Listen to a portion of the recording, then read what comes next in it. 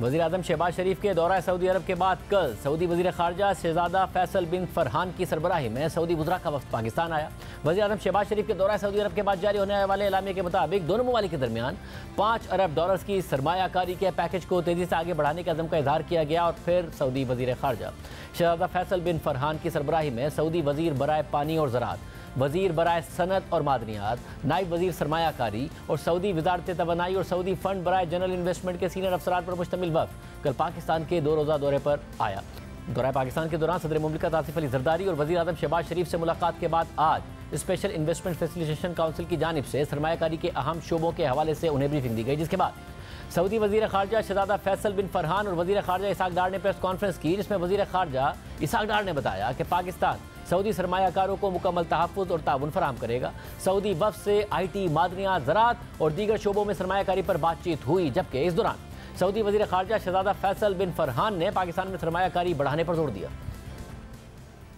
Visit comes as a result of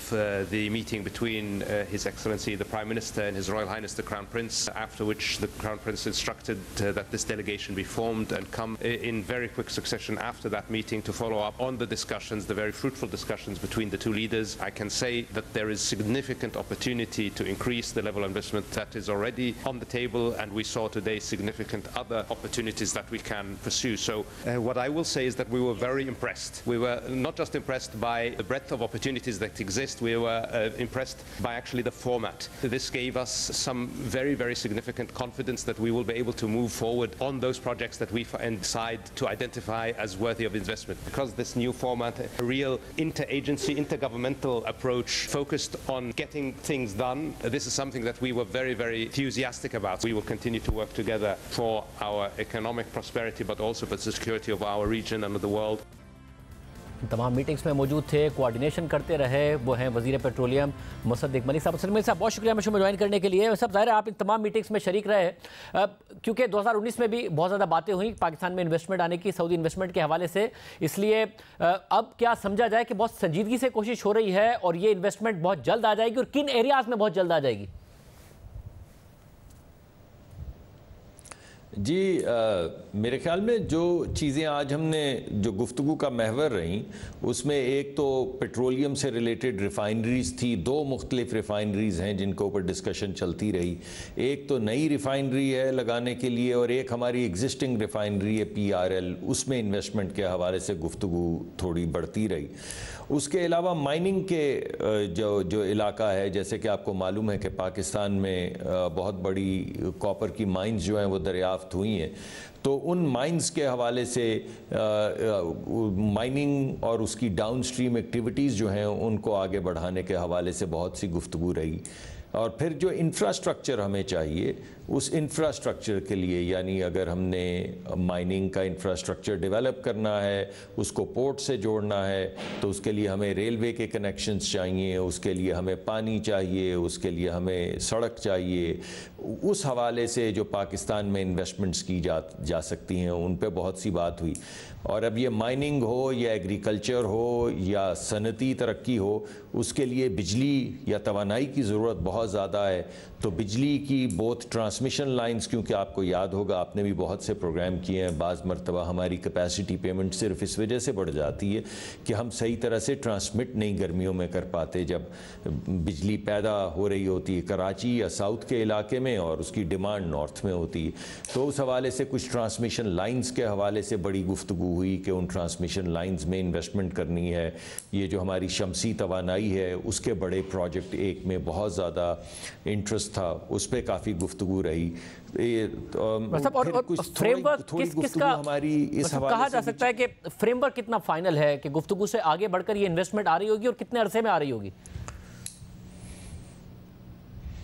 دیکھیے، ایک تو فریم ورک پہلے ہے کیا، 2 فریم ورک ہیں۔ ایک فریم ورک تو یہ ہے کہ اس مرتبہ بڑے ڈسپلن سے جو پاکستان نے اپنی پریزنٹیشنز دی ہیں، اس میں نہ صرف انہوں نے بتایا ہے کہ یہ کیا پروجیکٹ ہے، बल्कि उसकी एक वैल्यू प्रपोजिशन, यानी इस प्रोजेक्ट में से किस तरह वैल्यू क्रिएट की जा सकती है वो भी सामने रखा गया है इन्वेस्टर्स के, और वो वैल्यू कैप्चर कैसे की जा सकती है, यानी इन्वेस्टर्स के लिए बिजनेस मॉडल क्या होगा, वो कहाँ पे इन्वेस्टमेंट करेंगे और किस तरीक़ा कार से वो कारोबार चलाएंगे कि वो नफ़ा कमा सकें, वो भी सामने रखा गया। फिर उस नफ़े की वजह से किस तरह की कॉस्ट्स आएंगी, इन्वेस्टमेंट्स आएंगी, रेवेन्यूज़ आएंगे, प्रॉफिटेबिलिटी आएगी, वो भी सामने रखा गया। और फिर अगर वो इन्वेस्टमेंट कर दें तो उनको किस तरह के रिटर्न्स मिलेंगे, ये भी सामने रखा गया। यानी एक बड़ी मुअस्सर पिच बुक बना के तमाम चीज़ें एक टीज़र की शक्ल में एक एक प्रोजेक्ट की उनके सामने रखी गई, जिस पर बाकायदा छोटे छोटे ग्रुप्स में फिर डिस्कशन हुई। एक तो इससे उनका एतमाद बहुत ज़्यादा बढ़ा कि काफ़ी काम करने के बाद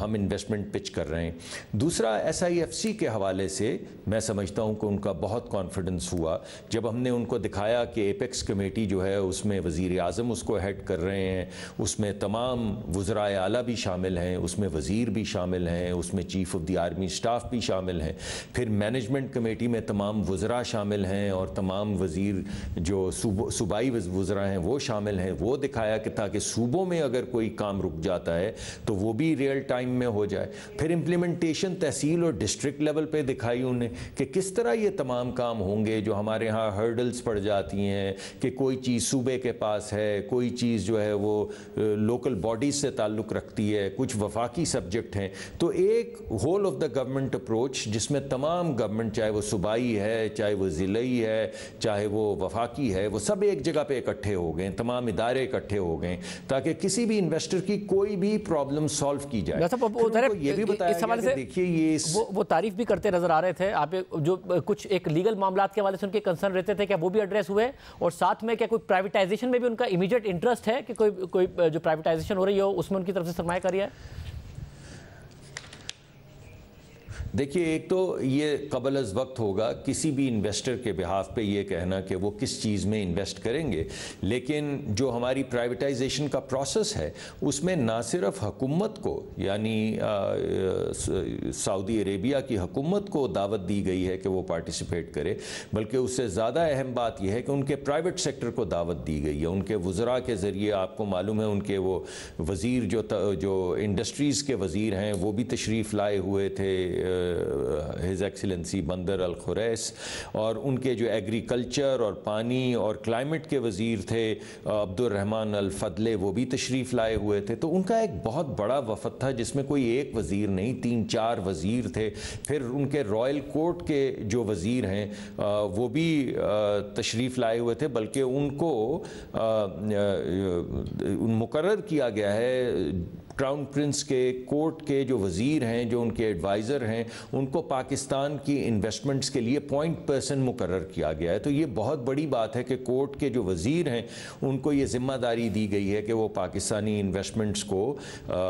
ज़ेरे बहस लाएं और इस सब में उनका जो इमीडिएट मेक श्योर करें कि अगर पाकिस्तान एग्रीकल्चर में है, माइनिंग में है, अगर प्राइवेट सेक्टर भी आता है गवर्नमेंट के अलावा, तो पाकिस्तान की कैपिटल मार्केट्स में है, तो ज़ाहिर है बढ़ने के बावजूद एक अच्छी वैल्यू रखती हैं, रीजन के मुकाबले में लो मल्टीपल्स रखती हैं। किस तरफ ज़्यादा इंटरेस्ट आपको नजर आया? देखिए, सबसे ज़्यादा तो जो उनका इंटरेस्ट नज़र आया वो माइनिंग में नज़र आया, बिकॉज़ आपको मालूम है कि दुनिया में एक रेवोल्यूशन है इलेक्ट्रिफिकेशन का जो आ चुका है। अब ये तमाम दुनिया के अंदर जो इलेक्ट्रिफिकेशन हो रही है, चाहे वो इलेक्ट्रिक गाड़ियाँ हों, इलेक्ट्रिक मोटरसाइकिलें हों, वगैरह वगैरह, इसका जो इंफ्रास्ट्रक्चर है वो कॉपर है। कॉपर के बगैर इलेक्ट्रिफिकेशन नहीं हो सकती। तो कॉपर की आने वाले वक्त में डिमांड बहुत ज़्यादा बढ़ने वाली है और हमारे पास दुनिया की सबसे बड़ी कॉपर माइंस हैं अब, तो उसमें उनका इंटरेस्ट बहुत ज़्यादा था। दूसरा जो उनका इंटरेस्ट था, अगर इलेक्ट्रिफिकेशन हो जाती है तो ऑब्वियसली ये पेट्रोलियम वाली गाड़ियाँ तो कम होना शुरू हो जाएंगी। तो हर जो मुल्क जहाँ पे क्रूड पैदा होता है उसकी कोशिश ये है कि वो क्रूड से रिलेटेड कोई ऐसा काम करे कि अगले 20-25 साल के लिए उसका क्रूड लॉक हो जाए, यानी उसका क्रूड जो है वो फ़रोख्त होता रहे। तो हमने जो नई प्रपोज़ल अभी हमारे सामने आई